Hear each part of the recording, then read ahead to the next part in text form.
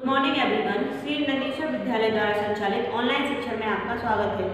अपन पढ़ रहे थे अपना 9वां चैप्टर जो कि था motivation, importance and it's meaning, यानी कि अभिप्रेरण, उसका अर्थ और उसका महत्व। तो कल के वीडियो में अपन ने देखा था कि अभिप्रेरण क्या होता है।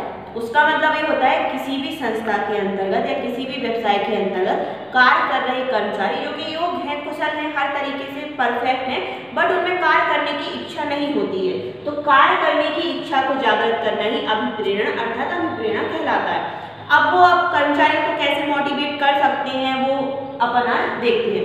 तो सबसे पहले अभिप्रेरण में कौन कौन से तत्व होते हैं उन चीजों को देखेंगे। तो सबसे पहला होता है सुरक्षा, यानी कि मान लीजिए किसी भी संस्था में कोई कर्मचारी है, कार्य कर रहा है, अब आप उसको एकदम से सिक्योर कर दीजिए कि आगे आने वाले भविष्य में हम आपकी जॉब है वो आपको जॉब से नहीं निकालेंगे, यानी कि रोजगार से संबंधित उसको बिल्कुल सुरक्षा प्रदान कर दीजिए। तो व्यक्ति क्या करेगा, अपने आप ही खुद मोटिवेट होगा और अपने आप ही काम करना चालू कर देगा। तो अगर सुरक्षा का तर्क है तो व्यक्ति खुद ब खुद क्या हो जाता है, अभिप्रेरित हो जाता है। जैसे कि कोई प्राइवेट जॉब कर रहा है, बॉस ने उससे कह दिया कि तुम तो बढ़िया अच्छे तरीके से काम करो, हम तुम्हें जॉब से नहीं निकालेंगे, तो वो खुद ब खुद जो कोई भी टीचर हुआ या कोई कंपनी में एम्प्लॉय हुआ खुद ब खुद क्या करेगा, अपने मन से ज्यादा अच्छा काम करेगा ताकि वो क्या करेगा, बॉस उसको जॉब से नहीं निकालेगा। तो सुरक्षा का तर्क है तो व्यक्ति अपने आप ही क्या हो जाता है, अभिप्रेरित हो जाता है। दूसरी चीज होती है मान्यता, यानी कि बहुत से कर्मचारी ऐसे रहते हैं जिनको पैसों का लालच नहीं होता है, लेकिन आवश्यकता होती है कि बॉस मेरी समय समय पर थोड़ी तारीफ कर सके, जिसके कारण क्या हो जाता है, उसकी प्रतिष्ठा अपने आप ही व्यवसाय में बन जाती है। तो जैसे कि बॉस ने सबके सामने उसकी थोड़ी तारीफ कर दी, सराहना कर दी, जिसके माध्यम से क्या हो जाता है, व्यक्ति अभिप्रेरित होकर काम करने लगता है। तो इसका दूसरा प्रमुख तत्व है मान्यता। तीसरा होता है प्रगति और विकास के अवसर। अब क्या होता है, एक कर्मचारी है जो नॉर्मली काम करता रहता है, कोई भी बात नहीं है, लेकिन एक व्यक्ति जो अभिप्रेरित होकर बहुत ज्यादा अच्छे तरीके से काम करता है तो उसके लिए पदोन्नति के अवसर ज्यादा बढ़ जाते हैं, यानी कि प्रगति और विकास तो ओवरऑल उसका हो ही रहा है कि वो अच्छे तरीके से काम कर रहा है, और दूसरी चीज क्या होती है, उसकी पदोन्नति भी व्यवसाय में हो जाती है। तो प्रगति और विकास दोनों के अवसर अभिप्रेरणा के माध्यम से कर्मचारियों को मिल जाती है। चौथा होता है अपनत्व और आत्मीयता की भावना। इसका मतलब ये होता है कर्मचारियों से थोड़ा अच्छा व्यवहार कर लो, भाईचारे के साथ उनके साथ मिल बैठ लो, उनकी समस्याओं को समझो, थोड़ा निर्णय और नीति में उनका भी साथ दे लो। इतने में ही कर्मचारियों में अपनत्व और आत्मीयता की भावना विकसित हो जाती है और वह संस्था में अभिप्रेरित होकर अर्थात संस्था को अपना समझकर ही काम करने लगती है। तो इस प्रकार होंगे अभिप्रेरण के तत्व, जिसमें सुरक्षा, मान्यता, प्रगति और विकास के अवसर और अपनत्व और आत्मीयता की भावना आती है। अब अपन देखते हैं कि अभिप्रेरणा के प्रकार कौन कौन से होते हैं। तो ये तो मैंने आपको कल भी बताया था कि अभिप्रेरणा के दो प्रकार होते हैं, जिनमें होता है मौद्रिक और अमौद्रिक अभिप्रेरणा। इसमें तीसरी अभिप्रेरणा भी होती है, ऋणात्मक अभिप्रेरणा, जो अपन बाद में पढ़ेंगे। मोस्टली यहाँ पर दो प्रकार की अभिप्रेरणा होती है, मौद्रिक अभिप्रेरणा और अमौद्रिक अभिप्रेरणा। तो सबसे पहले देखते हैं मौद्रिक अभिप्रेरणा क्या होती है। तो मौद्रिक अभिप्रेरणा का मतलब उस अभिप्रेरणा से होता है जिसके अंतर्गत कर्मचारियों को कार्य के लिए प्रेरित करने के लिए मुद्रा का सहारा लिया जाता है। यानी कि बहुत सारे कर्मचारी होते हैं जिनको मुद्रा की आवश्यकता, यानी कि अपनी सैलरी की आवश्यकता होती है कि मेरी सैलरी ज़्यादा से ज़्यादा बढ़े, क्योंकि सबकी आवश्यकताएं ऐसी तो नहीं होती है कि मुझे प्रमोशन मिले, मेरी प्रतिष्ठा हो, मेरी वाहवाही हो। बहुत से कर्मचारी ऐसे होते हैं जिनको धन से संबंधित समस्याएं होती हैं, तो वो चाहते हैं कि मेरे जो सैलरी है जो मुझे मिल रहा है वो ज़्यादा से ज़्यादा हो। तो मौद्रिक अभिप्रेरणा का मतलब होता है किसी भी संस्था में कार्य कर रहे कर्मचारियों को कार्य करने के लिए प्रेरित करने के लिए जब धन का यानी कि मुद्रा का सहारा लिया जाता है तो हम कहते हैं कि वो क्या है, मौद्रिक अभिप्रेरणा है। तो अब मौद्रिक अभिप्रेरणा के अंतर्गत कौन कौन सी प्रकार आते हैं उसके, तो सबसे पहला होता है पर्याप्त वेतन। इसका मतलब ये होता है कि जब किसी भी संस्था में कार्य कर रहे कर्मचारी को आप पर्याप्त मात्रा में वेतन दे रहे हो, यानी कि जो उसकी सैलरी है वो उसके लिए इनफ है। तो यानी कि जब जैसे कि कोई काम कर रहा है तो मान लो 10,000 रुपए तक का काम कर रहा है, अब आप उसको 8,000 रुपए दोगे तो वो उस हिसाब से काम नहीं करेगा, जबकि वो 10,000 रुपए दोगे तो वो खुद ब खुद अभिप्रेरित होगा कि हाँ मुझे पर्याप्त सैलरी मिल रही है तो मुझे ज़्यादा से ज़्यादा और अच्छा काम करना चाहिए ताकि आने वाले भविष्य में मेरी सैलरी और इंक्रीज हो सके। तो सबसे पहला इसका प्रकार है पर्याप्त वेतन। दूसरा है बोनस। बोनस क्या होता है, कभी भी कोई कार्य कर रहे हैं किसी संस्था में तो दिवाली हुई, होली हुई या इस तरीके से क्या किया जाता है, बोनस दिया जाता है। अब बोनस के रूप में आप उसको पैसे भी दे सकते हैं या कोई गिफ्ट आइटम भी दे सकते हैं, तो उससे भी अभिप्रेरित होकर क्या करता है, व्यक्ति ज्यादा से ज्यादा काम काम अच्छे से करता है, तो वो होता है बोनस। ये भी मौद्रिक अभिप्रेरणा का ही प्रकार है।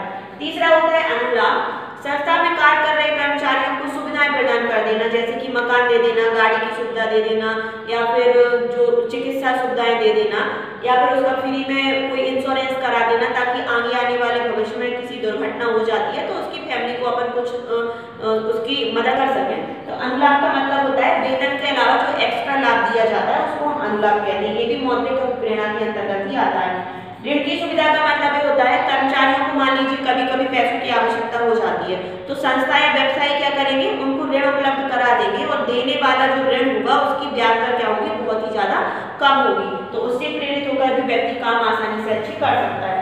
पांचवा होता है अधिक वेतन।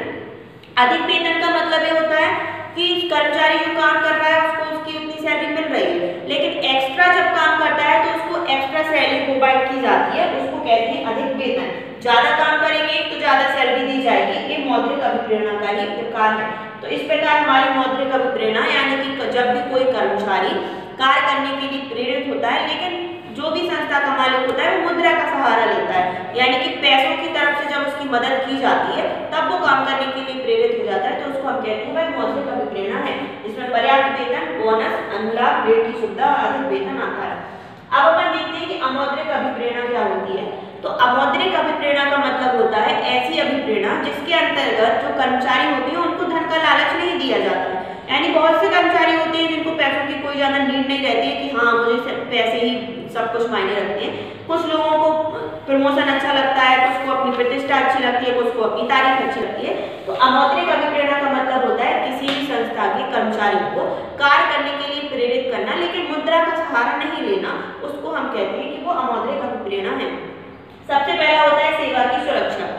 इसका मतलब ये होता है कि जिस भी पद पर कोई भी कर्मचारी अपॉइंट किया गया है उसको एक तरीके से सिक्योरिटी दे देना कि आप अच्छे से बेहतर काम करिए, हम आपको जॉब से नहीं निकालेंगे।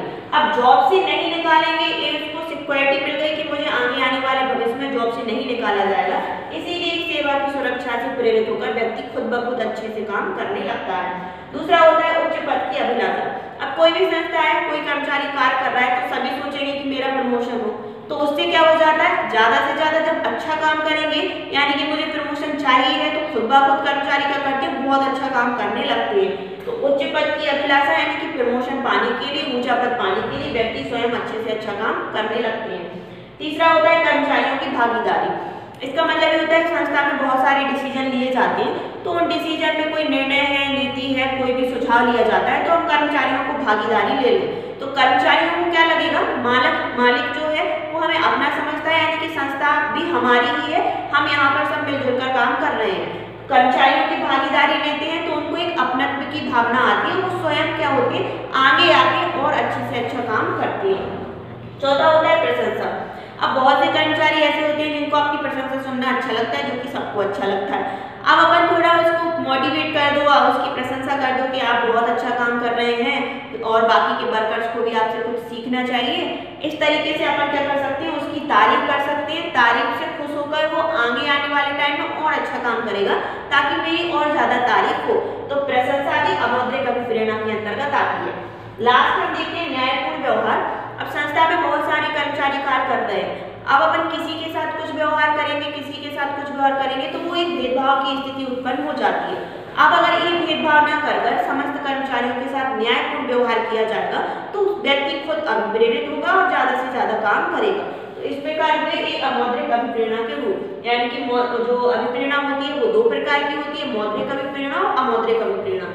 मौद्रिक अभिप्रेरणा का मतलब होता है धन से संबंधित, धन से का लालच देकर किसी को कार्य करने के लिए प्रेरित करना, और यहाँ पर होता है जहाँ मुद्रा से ना कर हम अन्य तरीकों से व्यक्तियों को कार्य करने के लिए प्रेरित करते हैं। सेवा की सुरक्षा दे देना, उनकी प्रशंसा कर देना, सराहना कर देना, अच्छा वातावरण कार्य करने के लिए दे देना, तो व्यक्ति स्वयं प्रेरित होकर कार्य करने लगता है।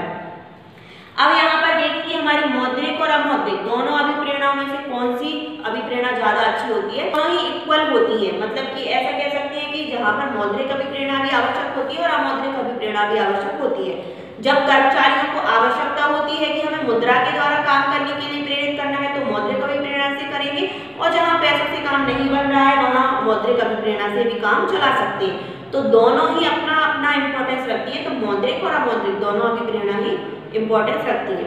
अब यहाँ पर देखिए कि एक अभिप्रेरणा के बारे में बात करते हैं जिसको हम कहते हैं ऋणात्मक अभिप्रेरणा।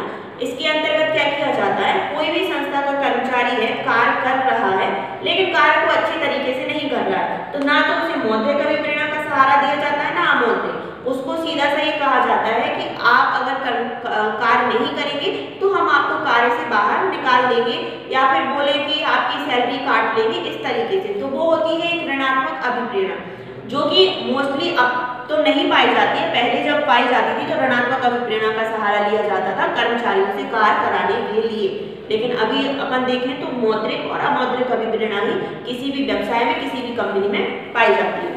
तो इस तरीके से अपना ये जो 9वां चैप्टर है अभिप्रेरण का, उसका महत्व और उसका क्या अर्थ है, पूरी तरीके से कंप्लीट हो गया है। आप इस चैप्टर को घर पर अच्छे से रीड करिए। कोई भी डाउट होता है तो आप यहाँ आकर स्कूल में हमसे कंसल्ट कर सकते हैं। Thank you.